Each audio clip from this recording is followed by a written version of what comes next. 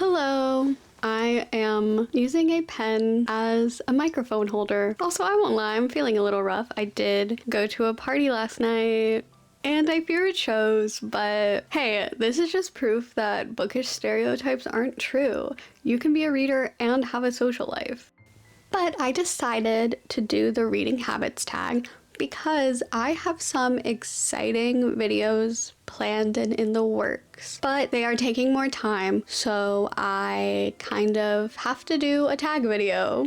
Trying to get less headroom, but I'm so short. Granted, I could change the angle of the camera. We don't have to get into it. I'm just gonna go right into the tag. 1, do you have a certain place at home for reading? So I like to have a little reading nook. I used to have a little reading nook. Yeah, when I lived at home, I had like with my bookshelves, a little reading nook. It wasn't really a beanbag, but it was a big stuffed dragon that I used as kind of a beanbag chair because when I had a beanbag chair, but my dog said, "This is my bed now," and it was never mine again. So I do prefer to have like that kind of separate space for reading. Of course, I do read in bed before I go to sleep, but where I live now, I don't really have this space. On my old flat would kind of read at my desk, or I had like this couch I would read at. My current space, I do only really read in bed, which is dangerous because I will lay down after work or like on a lunch break to read, and I have the tendency to accidentally take a nap. Lunch break, not as much because I don't have as much time, but after work, I set an alarm on my phone to read for like 2 hours because I usually have at least 2 hours before I'm going to eat or go to the gym or something. So I pretty much almost always fall asleep within those 2 hours, and it's not good. I need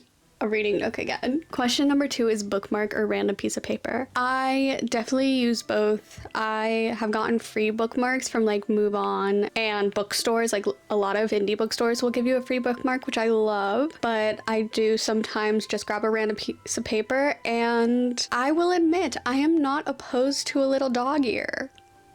It's called a dog ear. I love dogs. Why would I not? I also just don't mind my books looking red. Like the pages have a little bend in the corner. None of them have ever fallen off. I've never like ripped a page from that. So hey, I love books and I don't mind if they look loved. Can you just stop reading, or do you have to stop after a chapter / a certain amount of pages? By the way, I'm getting these questions from booktube wiki. I like to read a whole chapter before I stop. There have been times where I am falling asleep, so I have to stop. I have to at least finish the paragraph, but I try to finish the page. If the page doesn't end in a complete sentence, I will stop after the first paragraph of the next page. But I do try to read per chapter, or if a chapter has a little break in it. I haven't typically done like page goals though. You know how people will be like, I'm gonna read 100 pages today. I will do that if I have like 100 pages left. I'm like, I'm gonna finish this today. Or if I'm reading from the library and it's like you have 3 days left, then we're gonna read this many pages today, this many tomorrow, so I can make sure to get this back on time. But I don't have a typical daily, I read this amount every day because my schedule differs, and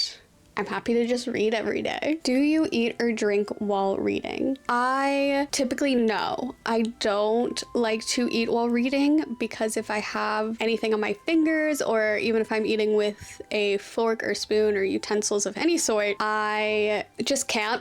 I just simply, it's not the act of multitasking that I can't do. It's that I'm gonna spill on this book. And even though I like my books to be love, it's a little different when you're getting food on it. And it's just the matter of like logistics of holding the book and holding the food sometimes. Even if it's like an ebook, I don't have any clicker or something to turn the page. I don't want to get my electronics all greasy and smudged and that kind of stuff. It's weird because I did say I don't mind my books looking loved, but it's just a texture thing, I think, with food more so. There's a difference between the texture of food on your fingers and on your books and on your electronics than there is between like folding the pages or cracking the spine and that kind of stuff. That's a little different. I forgot to mention drinking. I will drink water. I drink water all throughout the day. So I definitely do, but I typically drink something with a straw. Like there's always a lid. This is the kind of cup I'm usually drinking water out of, so there's not gonna be a chance of spilling, because there's a difference between, again, like I said, folding the pages, breaking the spine, and fully spilling water and ruining the book in that way. Multitasking, music or TV while reading.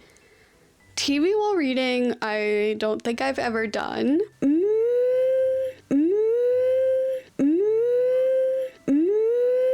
That's a lie, because I have watched sporting events on TV like the Super Bowl while reading, because I was just there for the halftime show. But for the most part, no. If I have on music while reading, it is because there's a party going on next door, there's something like that, and I need some noise to drown it out. So sometimes I'll put on white noise, but other times I will just put on like classical music, and there can't be any lyrics. That'll fully throw me off. It just has to be like fully instrumental, piano, love a good bit of Debussy. I don't even know if I'm saying that right because of the now slang, so it feels weird.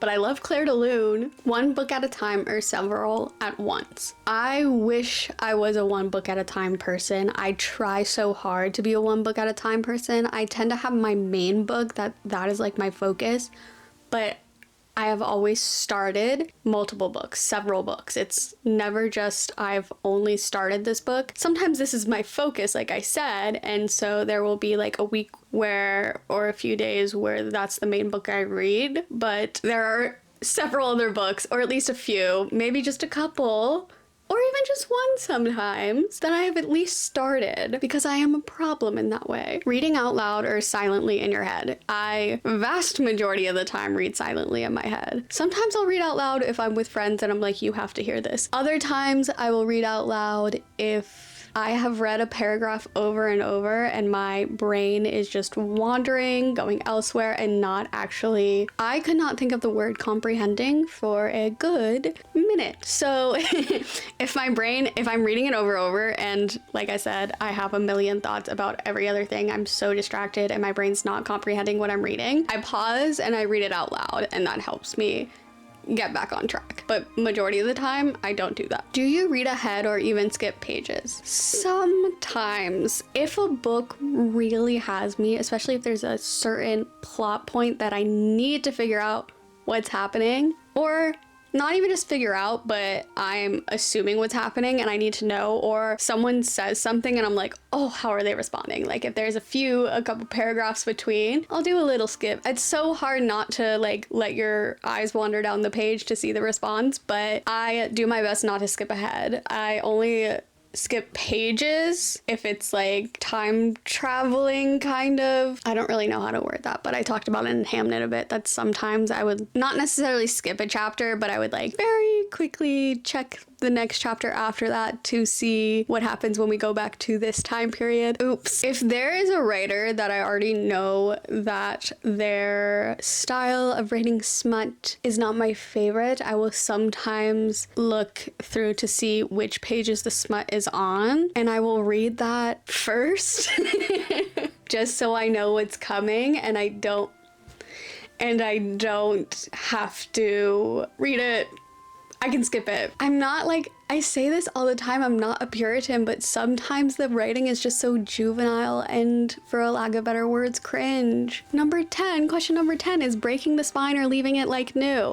I've already talked about this a few times. I don't purposely break the spine, but I let it happen if it happens. Just I'll hold a book whichever way is comfortable for me, so the spines tend to break.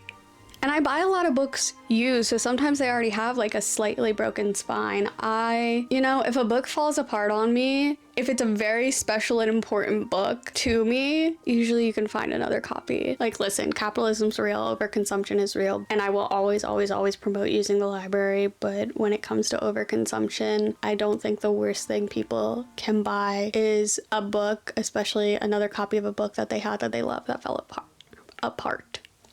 Number 11, do you write in your books? Yes. I have only one time written in pen, and it was with an erasable pen. I typically write in pencil because sometimes I even erase what I wrote because I want to reword it, or I wrote it too big and I'm like running out of room. I have done a video, I think years ago on how I tend to annotate books, and sometimes if I have a lot to say, I won't even attempt to write in the book, and I'll write it in like my notebook or my notes on my phone, and I'll put like a tab that is paper and I can write on and be like refer to notes or whatever in that section of the book. But pretty much every book I read that isn't an ebook, I am writing something, even if it's just a joke. Sometimes I make jokes in books. So future historians, I hope I make you laugh. But that is all for the booktube wiki reading habits tag. I hope you enjoyed this video. I may, again, like I said, periodically, if I'm busy with work, if I have some videos coming that are taking a bit more time with the creative process, then doing a book tag here and there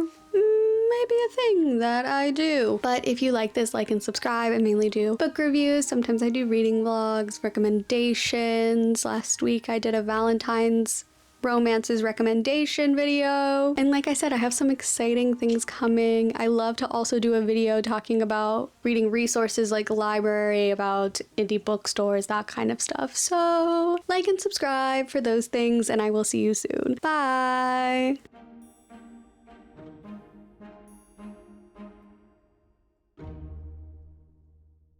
I'm